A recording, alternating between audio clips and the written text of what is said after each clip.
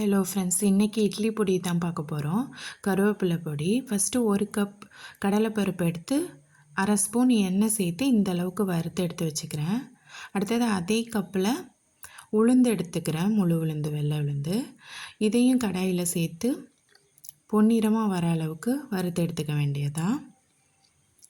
இப்போ இந்த ஸ்டேஜில் எடுத்து வச்சுக்கிறேன். அடுத்தது ஒரு காஞ்ச மிளகா 10 to 15 மிளகாய், ஒரு 10 to 15 பல் பூண்டு பொரித்து எடுத்துக்கணும். இப்போ இந்த அளவுக்கு கருவேப்பிலை சேர்த்துக்கிறேன். கருவேப்பிலை பொடிங்கிறனால கொஞ்சம் அதிகம் இருக்கணும். இதை பொரித்து எடுத்ததுக்கப்புறம் ஆற வச்சு மிக்ஸி ஜாரில் சேர்த்துக்க வேண்டியதுதான். இப்போ ஃபர்ஸ்ட்டு மிளகாவையும் பருப்பையும் நைஸாக அரைச்சிட்டு வந்திருக்கேன்.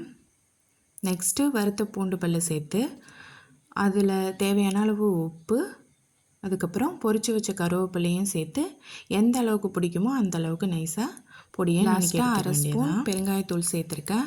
அவ்வளோதாங்க, சுவையான இட்லி பொடி ரெடி.